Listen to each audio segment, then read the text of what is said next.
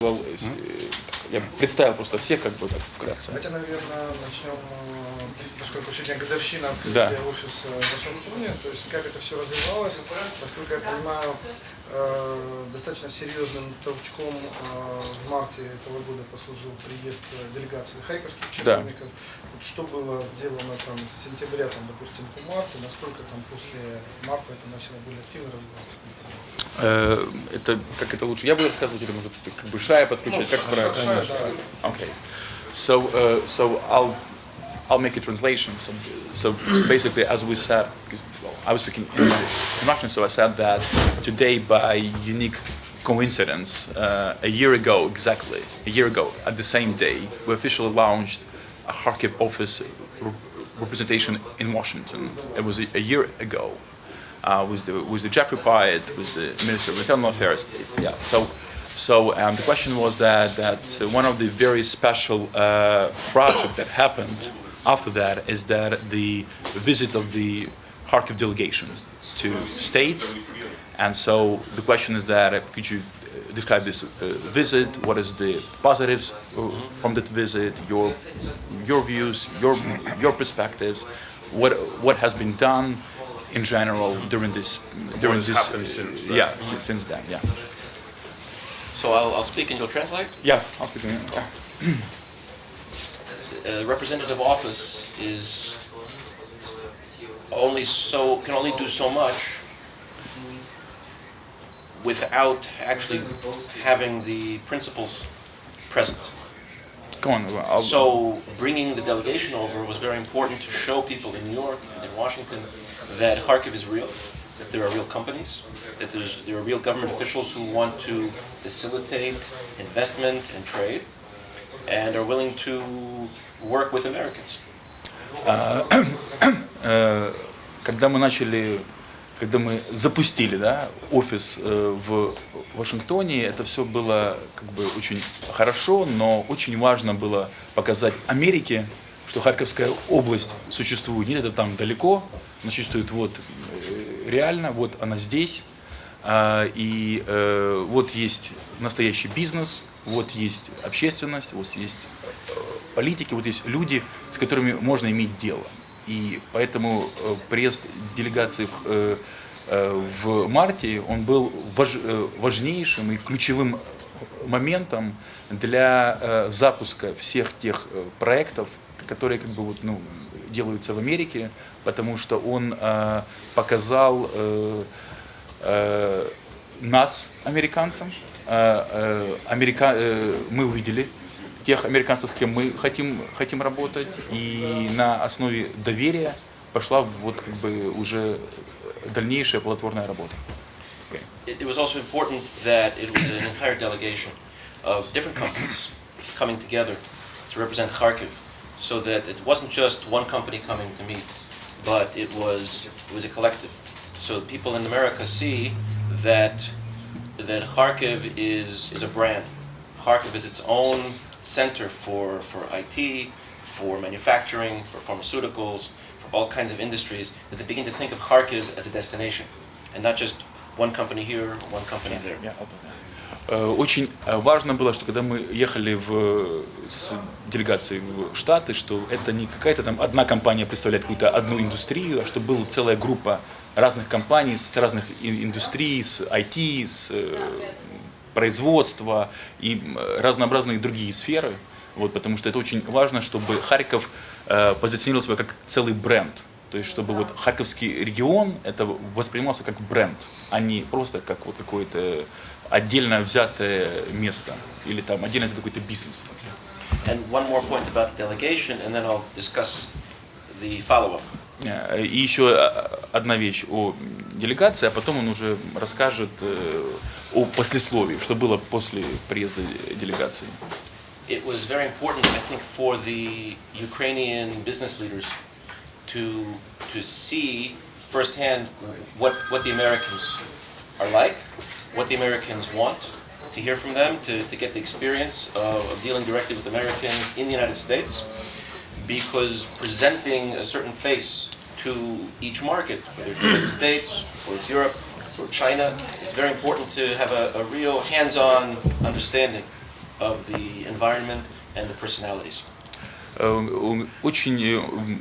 Он считает, что очень-очень важно также было для украинского бизнеса увидеть, что такое представляет из себя Америка, что такое из себя представляет американский бизнес, какие требования у американского бизнеса к украинскому бизнесу, какая среда, в которой работает американский бизнес, как работают американские рынки, какие требования вообще к законодательным вещам, к регуляторным вещам. То есть это вот очень была важная поездка для обоих сторон. Это тоже твоя тема? Уточнить? Да. Можно уточнить? Значит, спустя год существования офиса мы общались с исполняющей обязанности губернатора Харьковской области Юлией Светличной на прошлой неделе. Она говорила, что сейчас есть, скажем, желание и американских компаний, и как бы со стороны Украины, да, чтобы переместить, скажем, так скажем, политический офис оставить в Вашингтоне, а открыть еще параллельно один офис в Нью-Йорке, поскольку как бы, весь бизнес кипит там в основном. То есть можно об этом рассказать? So the last week he was meeting Yulia Svetlichna, caretaker governor. Yeah. And so she said that now there is a big demand to have like another office in New York and to focus much more on business because and leave Washington specifically only for politics. So what is this? Yes, so in the last few weeks I've been working with a firm called Strategy 21, and tomorrow we will be formalizing the arrangement for Strategy 21 to host the New York representative office. Strategy 21 has a lot of experience with branding and with working with corporations here in the United States, but also overseas, to give, not just to make the contacts, but also to give markets a different view of a given country or a region, like Kharkiv. Правильно вы говорите, уже на протяжении последних недель мы ведем переговоры, точнее мы уже закончили переговоры с компанией «Стратегия 21 века». Это очень крупная американская нью-йоркская компания. Она вот прилетит в ближайшие часы сюда, представители этой компании. Значит, это компания, которая имеет колоссальный опыт не только вывода разнообразных компаний, зарубежных компаний на американские рынки, но также очень грамотное брендирование, очень грамотный именно вот бизнес-фокус. И очень успешно. Эта компания работает на протяжении очень многих лет, десятилетий, очень-очень успешно. И мы договорились с ними, что на их базе в Нью-Йорке мы сможем организовать представительство Харьковской области. И вот мы как раз планируем на форуме это оформить уже юридически. And there are many partners that are based in New York or in Washington. For example, Mercury is based is all over. They have offices in Washington. Washington offices that focus more on government relations, offices in New York which focus on local politics but also business development. So, and then there's in Washington there's the International Monetary Fund, EBRD, OPIC, all kinds of offices that can help facilitate trade and investment. And in New York there are many corporations that are based there or have major offices, and so being in the same place at the same time facilitates all kinds of new thinking and initiatives that you can't get on Viber or Skype once a week.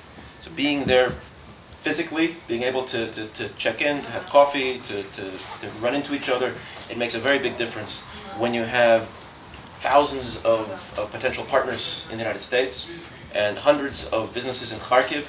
To find the needle in the haystack, it's much easier when you're in the haystack. Okay. Now I need to translate all this. Summarize. Yeah, I will.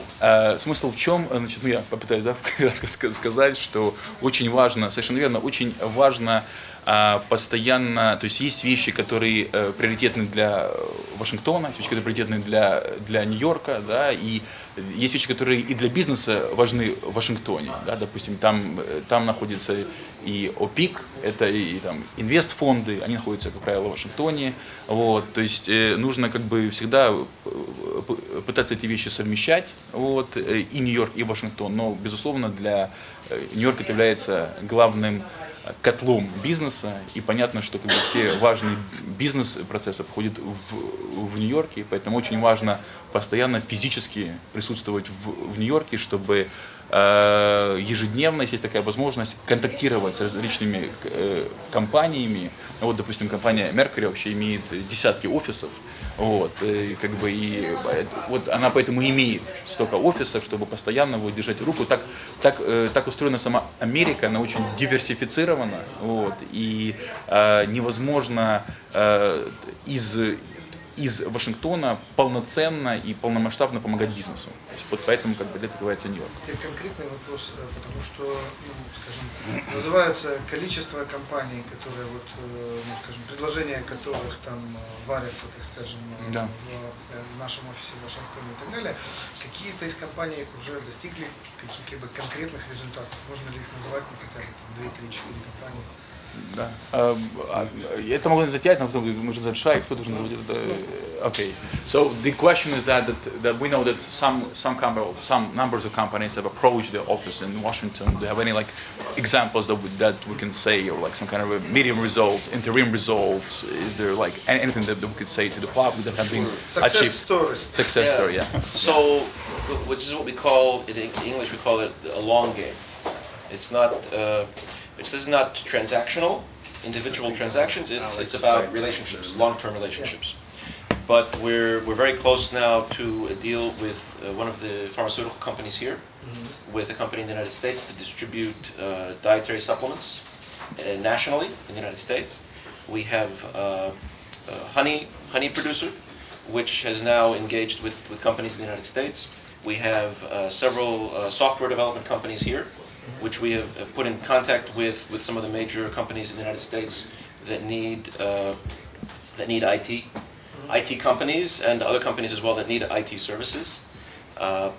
We also we have plans for additional delegations to the United States with also pharmaceutical companies, with the rectors of the universities in the Kharkiv region. And that's not just for academic exposure. This helps in terms of branding Kharkiv as a leader in it's not just humanities and literature, but in science, in engineering, in economics, in pharmaceuticals, so that there can also be not just the appearance, but we can actually have partnerships. And if we can have academic partnerships between the United States and Kharkiv, then where you have the academic partnerships, you then get business interest. Then you can have hubs that develop around that, with whether it's IT or it's research and development. So the opportunities are really multiplying exponentially. Okay, now I'll try to translate this. Значит, на сегодняшний момент есть реальные успехи в фармацевтическом направлении, и сюда вот прилетает один из президентов очень крупной американской корпорации, вот, для заключения договоров с компанией здоровья, для контрактного производства, которая будет, это американская продукция, которая будет делаться на мощностях компании здоровья. И есть еще одна компания, которая точно так же уже в стадии подписания договоров, это компания Monotech, это такая же вторая крупная американская фармкомпания. Также достигнуты успехи в IT-сфере, были произведены успешные контакты и договора между IT-компаниями Америки и харьковскими IT-компаниями.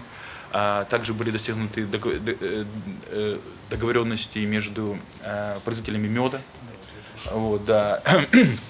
Кроме кроме этого, то, что Шай забыл упомянуть, также были подписаны и выполнены уже договора между производителем жирных кислот здесь в Харькове, компании Recast, и рядом потребителей через американский офис мы вышли в Азию вот, и в Европу, но через американский офис, через американские корпорации. Вот. Также была получена и уже передана ряду больниц гуманитарная помощь. Вот. Это тоже реальный результат на очень большую сумму. Была передана военному госпиталю, была передана Валкам, Водолаге, вот, и передана другим больницам. Это такая, на самом деле, маленькая часть, можно говорить очень много об этом. Sean, you want to say something? Yeah? I think you just pretty much said what I was going to say in addition to what Shai said. But I think also we need to remember that Globy also supplied the administration with a document management system and brought e-government. Также мы передали облгосадминистрации, облсовету бесплатно, пожизненно лицензии и права на электронный документооборот, который позволит, это также было сделано в рамках Globy и всего этого проекта, который позволит сделать работу администрации прозрачной, вот, и тем самым повысит доверие тех же инвесторов к тем реформам и процессам, которые проходят здесь. И, безусловно, нужно на самом деле подчеркнуть, это очень важно, что без личного участия ни Игоря Львовича Ранина, ни Юлии Александровны Светличной очень много этого бы не было вообще бы. Вот, и тот эффект, который, например, Игорь Львович Ранин произвел, выступая в Нью-Йорке, в Колумбия университете, когда была забита аудитория, когда просто сыпались вопросы, вместо запланированных двух часов мы там просидели 4 часа. Вот. После важнейших встреч с инвесторами в Нью-Йорке, где присутствовал и губернатор, вот, и круглых столов в Вашингтоне, без этого всего бы не было бы дальше ничего. То есть личное участие и Игоря Львовича Ранина, Юлии Александровны Светличной, тогда это был зам Игоря Львовича, без них бы этого ничего не было. Да, то есть я так понимаю, что агентство Меркурий должно усилить американское направление. То есть чего сегодня не хватает, ну, собственно, нам, для того, чтобы там прорыв был еще большим, так сказать. Jake, so the question, the basically question is to you. So as we all understand that the Mercury Group must make the office stronger, could make the office stronger, could give different opportunities to the Kharkiv region. So in your view, what are those benefits that Kharkiv, what the office in Washington, office in America of Kharkiv region could gain through Mercury? What we need, what we lack, that the Mercury could add, could bring, and could put on the table. Yeah. Sure. So I'll start off by saying that just having the office in the United States is a tremendous start. To have, as Shai put it, to have a footprint in the United States, so you can have actual face-to-face conversations, and policymakers and business leaders can meet business leaders and policymakers from the Kharkiv region is very important. Where Mercury can help. So tell me if I'm going too fast. I'll summarize anyway. Yeah, go on. Okay, why don't you translate that? And then, okay. Джек сказал, что сам факт того, что вообще есть такое представительство, это уже грандиозное событие, которое позволяет ежедневно общаться коммуницировать с американскими компаниями, с организациями, с общественными деятелями, с политиками, это само по себе уже уникальное явление. Сам факт этого, он просто грандиозен. So where Mercury can help is breaking down certain barriers that this country and this region and the businesses in this region still face.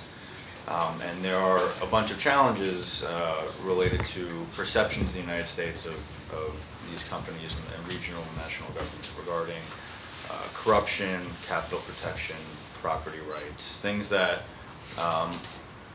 give pause to certain U.S. policymakers, U.S. business leaders.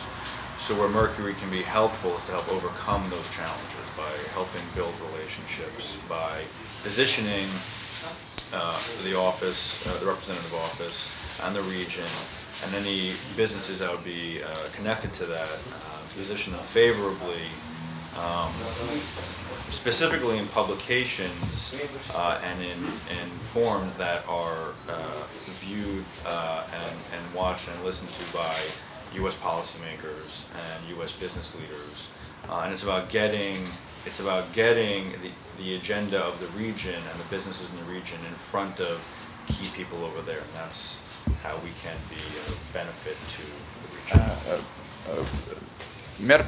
Значит, как говорит Джейк, что одна из главных сторон, где Mercury может по-настоящему усилить, да, работу офиса, это грамотно помогать преодолевать те барьеры, которые могут быть законодательные, либо какие-то юридические, с которыми может сталкиваться как регион в целом, так и отдельные бизнесы. Вот. Кроме этого, Mercury, благодаря своим возможностям, может доносить информационно и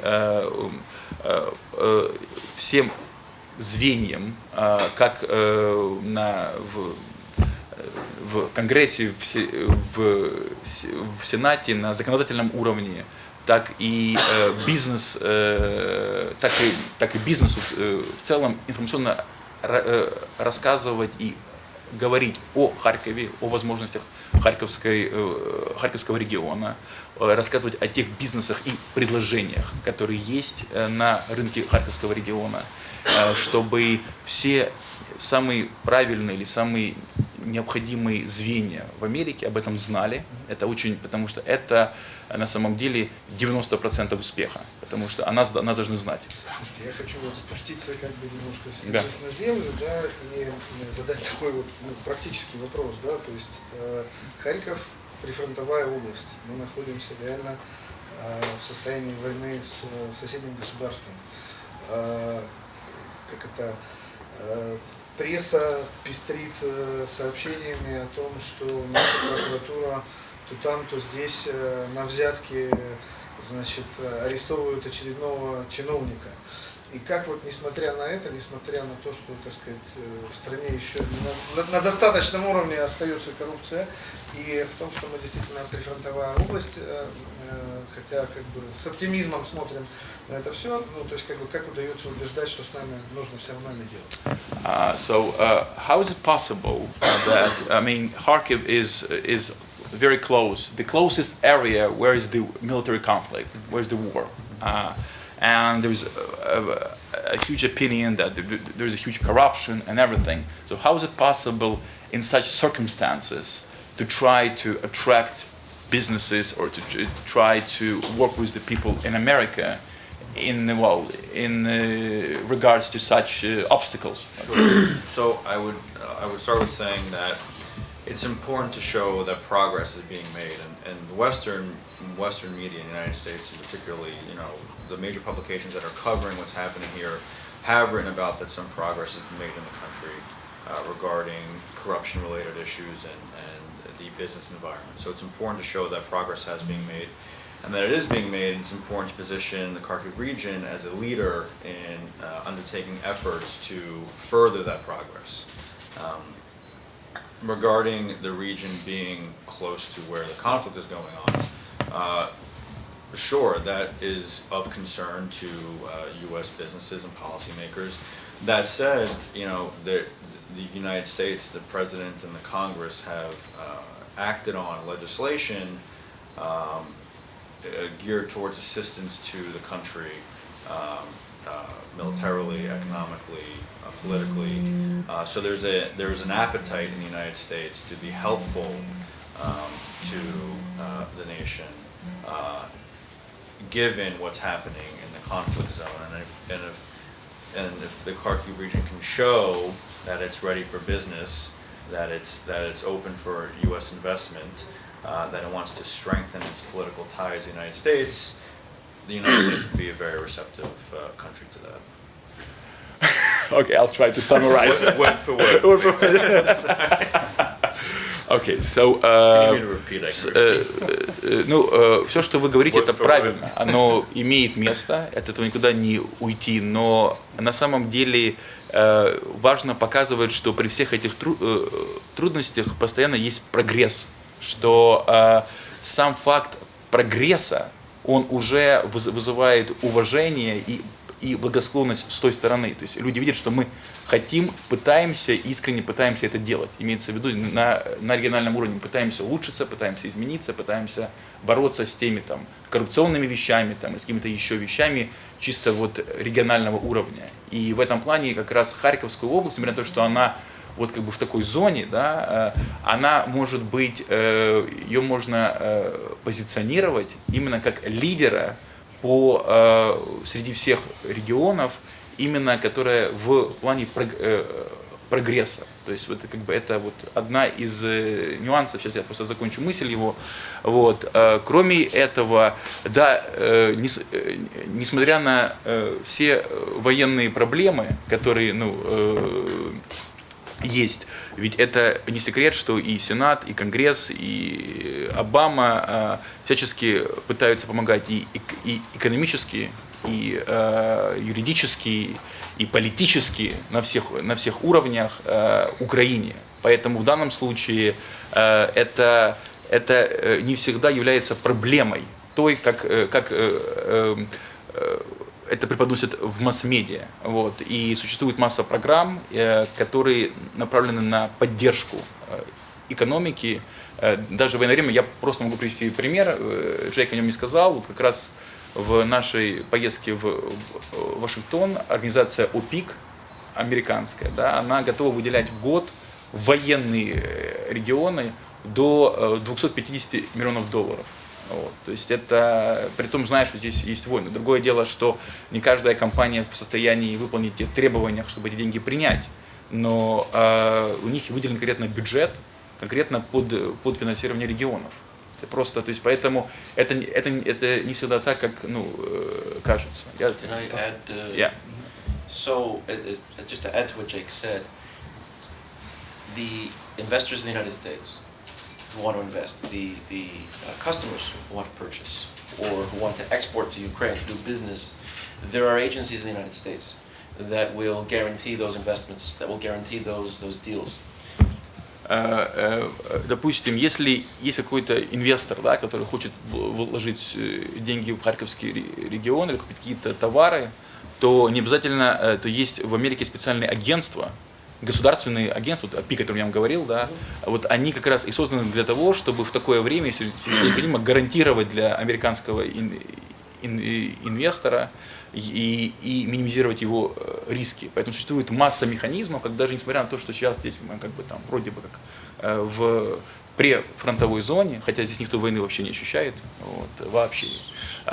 И это только можно по телевизору, знаешь, она идет, вот, слава богу, спасибо, кстати, за это большое и президенту и руководству области, никто из харьковчан здесь войны не ощущает, вот,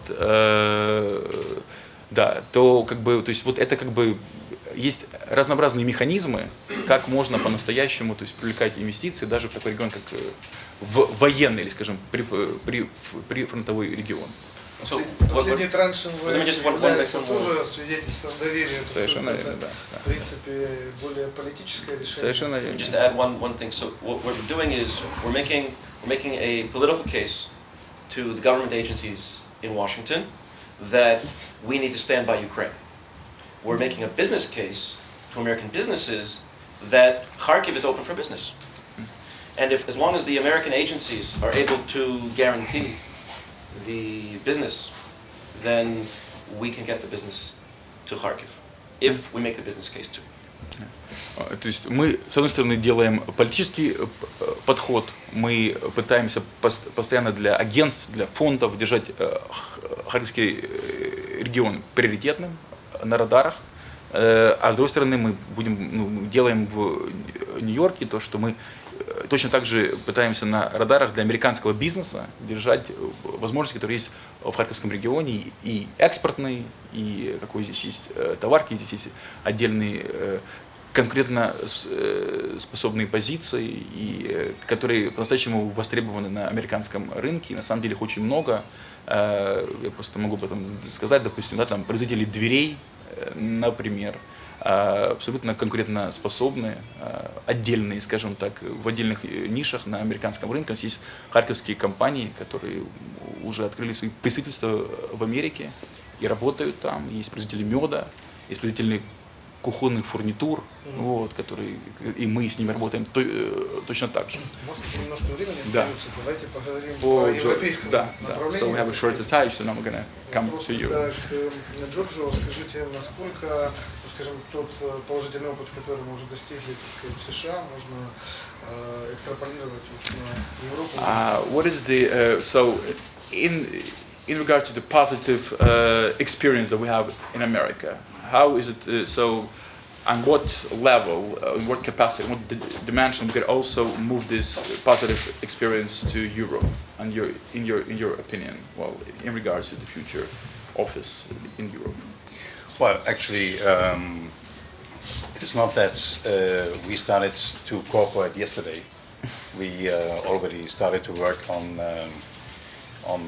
let's say, thinking about this bilateral cooperation already 2 or 3 years ago.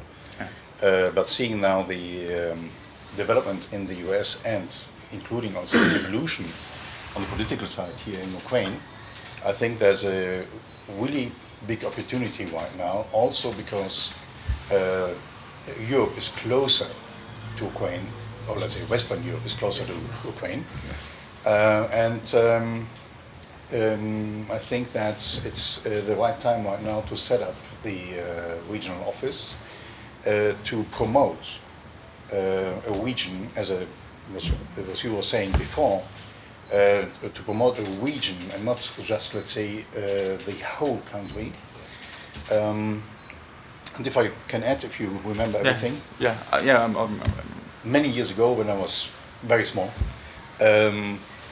I saw the same thing that North Carolina was doing this in Germany or in Europe. They started to set up regional offices representing the North Carolina and make understand that US is not only New York, California, Florida, and Washington. And it was a success, because after a while Mercedes and other companies were going then to North Carolina. I think that's really important that in these days where nations are very big, but very, very different also, okay, that the unique items of a region are promoted separately. Okay. I can add something. Джорджо говорит, что как бы первичные мысли об этом мы стали обсуждать с Джорджо еще несколько лет тому назад. Но когда Джорджо увидел по-настоящему очень много положительных результатов именно офиса в Вашингтоне, вот поэтому как бы, мы решили теперь уже перейти не просто к разговорам, а к практике. Вот, и в ближайшее время мы собираемся подписывать договора и документы, которые позволят это запустить. И что Джордж считает, что это очень важный шаг, очень правильный шаг, потому что он именно продвигает интересы не только целой страны, как отдельно взятого региона. Вот. И он приводит пример, когда он еще был юным, молодым человеком. Такой проект делал штат Северная Каролина. Никто его не знал. Они открывали офисы, допустим, вот в Германии. Вот. Все знали там Вашингтон, Нью-Йорк, Флориду. Вот. Что такое Северная Каролина, никто не знал. Но именно благодаря вот таким вот представительствам региональным Северная Каролина добилась очень большого успеха. И масса промышленных гигантов, например, как вот Мерседес, например, приняли решение для себя именно там открывать свои производства. Поэтому это очень правильный путь и способ для развития региона и для развития бизнеса в этом регионе. Yeah. Мы когда были в Германии, в Баварии вот, и так далее, и встречались с муниципалитетами, там показывали, что вот эта схема межрегионального сотрудничества, когда там некая область или несколько областей, допустим, немецких сотрудничают там, с французами или там, с Великобританией там, и так далее, то есть это достаточно развито там, сколько, скажем, европейскому опыту уже лет, я не знаю, то есть когда это все началось. Okay. So when he was in Germany, in Bavaria, not long ago, they've witnessed that there are a lot of like representation centers between like German German regions and French regions and British regions between each other. They communicate and yes, sure. and it's like very, very successful. Sometimes it's not just one region, it's like 2-3 regions together. They have like some kind of like representation centers in different areas of Europe. So on the regional level. So do you have any ideas how long this tradition is? Yes, sure. And and is it successful there? And so, yeah. Do you have any ideas? And How much time do we have? Сколько у нас на это времени, да? Actually, you were talking about Bavaria. The Bavarians are the rebels in Germany. Okay, they do their own politics since the 70s, when a very, very strong politician, decided to change the status of Bavaria. You have to understand, the Bavaria you see now was in the 60s, or let's say after World War II, the poorest region in Germany. Really? Yes. It was just, let's say, cows, beer. I'm kidding, I'm exaggerating, but it was an agriculture country, and the other countries which were in those days very strong, where I was born, for example, North Rhine-Westphalia, where there was a lot of mining, a lot of steel. They were the rich countries, the rich areas. They have to pay to Bavaria money so that the state of Bavaria could survive. Let me translate this. I'm not finished. Okay, so, да. Он говорит, что он хочет просто сказать, что чтобы вы понимали, что в 60-х годах, вот после Второй мировой войны, в 60-х годах Бавария это был самый бедный регион Германии, он был абсолютно дотационный, вот то, что сказал сейчас вот уже в конце Джорджио, там почти ничего не было, вот, там были коровы и пиво, ну, он пошутил. Вот, и что, начиная с 70-х, благодаря сильным и решительным политикам, вот, которые пришли к власти в те годы, этот регион стал подниматься. Yeah. Sorry. So, and then to add that in those days, in the 70s, 80s, when American companies wanted to come, like IBM, wanted to come to Germany, the regions like North Rhine-Westphalia and the central and northern areas, they refused because the trade unions, they didn't want IT. Okay, Bavaria and Baden-Württemberg, so Stuttgart and Munich especially, they say, okay, fine, we will take it. So, and now it's totally the other way around. The central north area of Bavaria is, let's say, and the eastern parts, obviously, they are the, I cannot say poor, but they are less richest countries or areas in Germany, and the south is now the most powerful one. That's a long success story which continues. Okay, because nowadays also what you see, how many people are moving to Munich, how many people are moving to Bavaria, to South. During to South. Oktoberfest especially. Well, no. This is the most important thing. After a while, during the Oktoberfest, people don't move anymore. No, Ah, okay. not after. So that, October is more transactional. yeah. So it's a long success story, which Bavaria and Baden-Württemberg, especially Bavaria, but is continues to promote. They are doing their own politics inside Germany.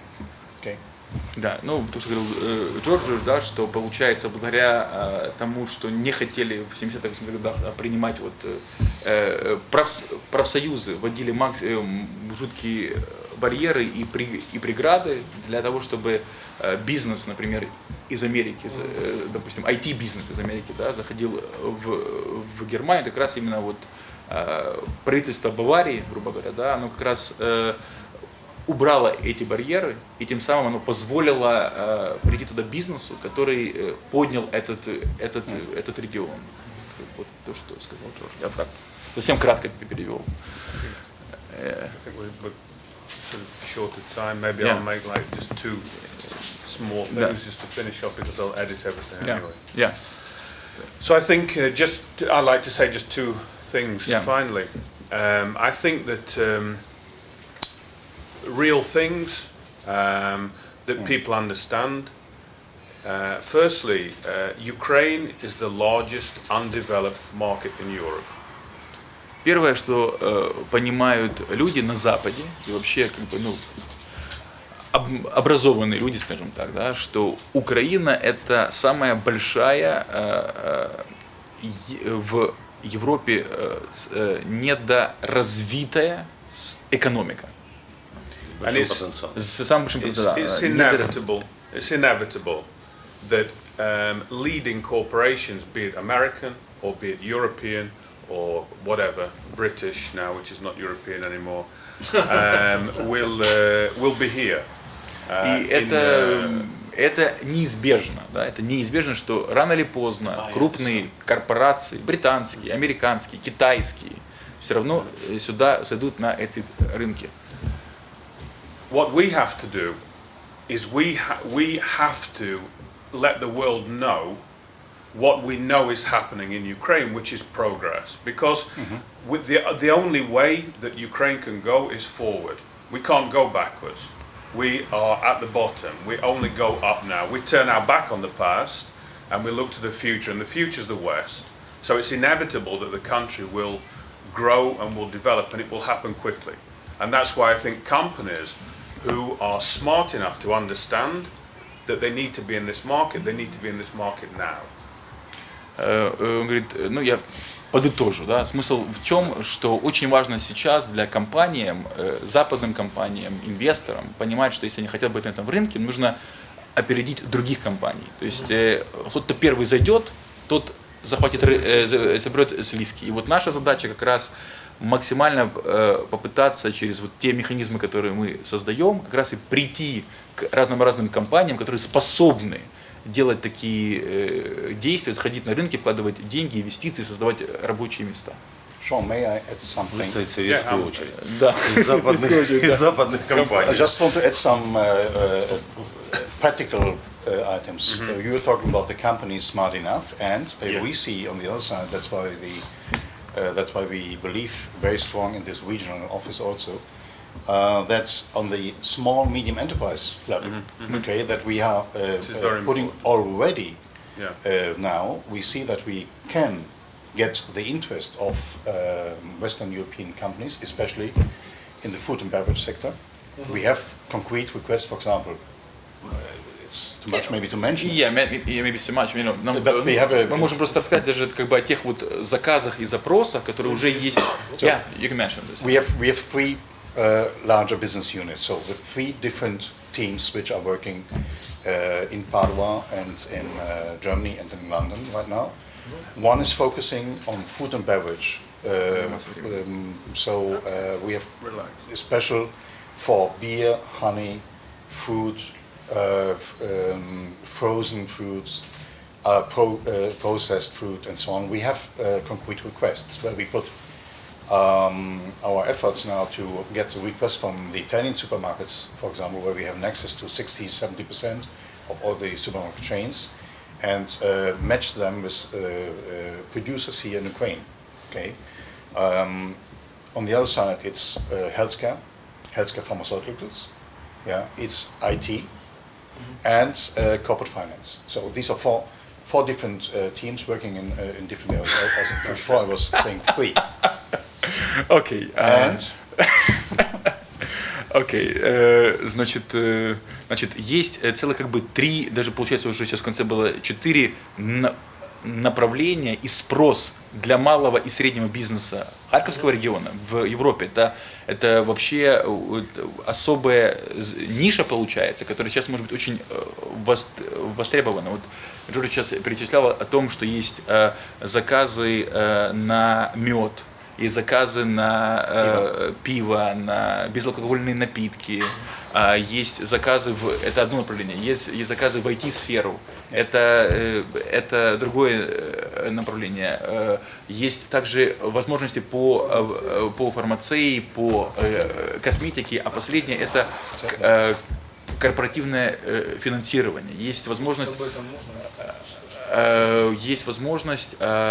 привлекать средства для развития бизнеса в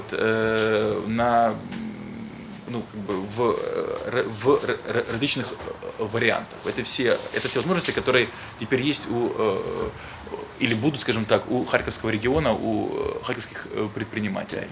Я прошу прощения, вот он сказал, что 70% сетей Италии это являются партнерами одной из компаний, где Джорджи имеет прямое отношение. And Italians are looking for high quality products, and Ukraine can provide them. И итальянцы очень часто ищут, например, высококвалифицированные товары высокого качества, и украинцы в очень многих сегментах они способны это делать. Узкоспециализированные вещи. Мы говорили о том, что офисы могут быть открыты сразу в нескольких странах, да? He was saying that we were discussing originally that the offices could be in a few places in European Union. Yes. И почему именно в них? And could you say why specifically you decided to open it there, where you Padua? want? Yeah, for example, in Padua, yeah. Oh, first of all, we have in Italy. I make it shorter. No, sorry. Yeah, okay. Постарается покороче. Padua has his university background, so it was one of the first universities ever created in the world. Which was in В Падуе находится один из самых старых университетов в мире. It was in 1222. Это был в 13 веке. So Galileo, for example, Galilei was one of the tutors there. Галилей был один из преподавателей там. Yeah. So it's still today one of the most important universities in Europe, in the engineering sector, in the healthcare sector, in the medicine sector.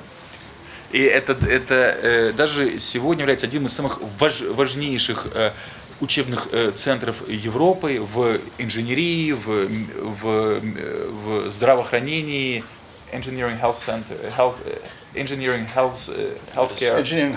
and medicine, и медицине. And so there is a similarity to Kharkov. Есть очень много сходств с Харьковом. And so on the other side also, thanks to the university, Padua is a very active startup. Благодаря университету, Падуа очень активный центр для стартапов. Yeah. It's one of the richest areas in Italy. Это один из самых богатых районов Италии. Because look, when we talk about Padua, we're not talking only about Padua, because Venice is in 20 minutes.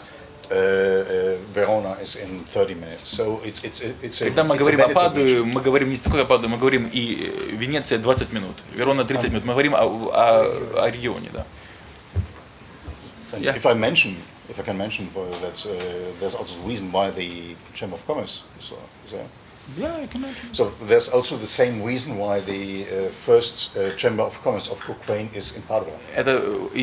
И по этой же причине первая торговая палата Украины в Италии находится в Падуе тоже. Yeah. So that's also why Потому что Джорджо также является одним из руководителей и членов Украинской торговой палаты в Италии. yeah. And it's I think it's very important to Даже work. мы в Италии не обратились, мы все равно So it doesn't matter where we go to Italy, we will always come to you. Oh, sure, come to Venice. No, I believe very strong. So that's, but then I will finish really. I believe strongly that it's very, very important to work on the Ukrainian brand and the Kharkov brand locally. Yeah, it does not help if we make a big roadshow all over Europe, okay? But if we convince opinion leaders in the area, it will grow, okay? So it's easier to invite and talk actively, continuously to businessmen, industry, to the industry, to politicians, and so on a local level, okay?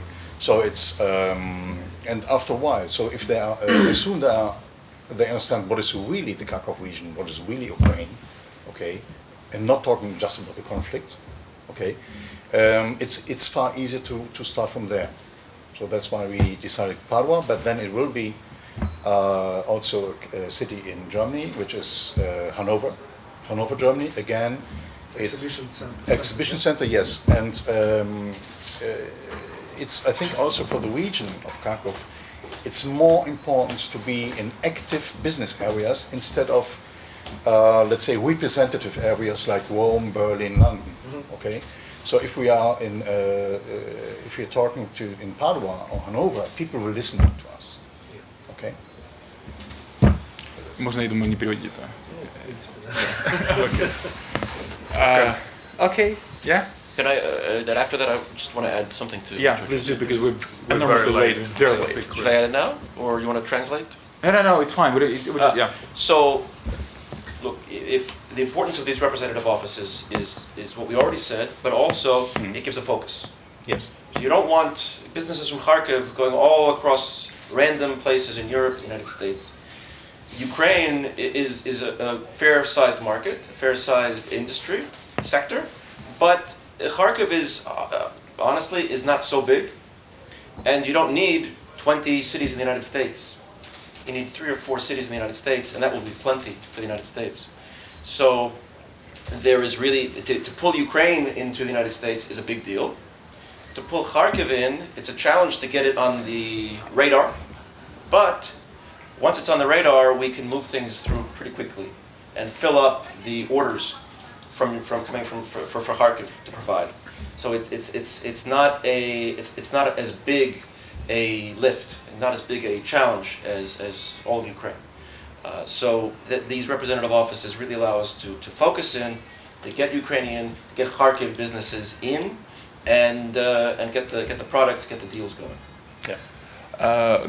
Очень важная цель таких вот офисов репрезентационных — это именно сделать грамотный фокус, чтобы никто не распылялся, чтобы даже местные бизнесмены и бизнесы, предприятия, когда они заходят на какие-то, да, вот, допустим, говорим об Америке, да, на американский рынок, это гигантский рынок, да, можно очень легко в нем потеряться. Вот задача таких офисов — это именно фокусировать как отдельно взятый бизнес, так отдельно взятый и регион, и это позволяет, то есть, с одной стороны, это может быть в чем-то быть вызов, потому что это где-то может быть сложнее, чем размышлять на уровнях государственных уровнях, там, национальных уровнях, чем региональных, но с другой стороны, это более правильно, потому что это вот одна из главных задач офиса — это именно фокус. Это позволяет сэкономить время, ресурсы, усилия и в конце концов получить гораздо выше или лучше конечный результат. Окей, спасибо, джентльмены. И прошу прощения, что представитель облгосадминистрации так и не смог задать ни одного вопроса.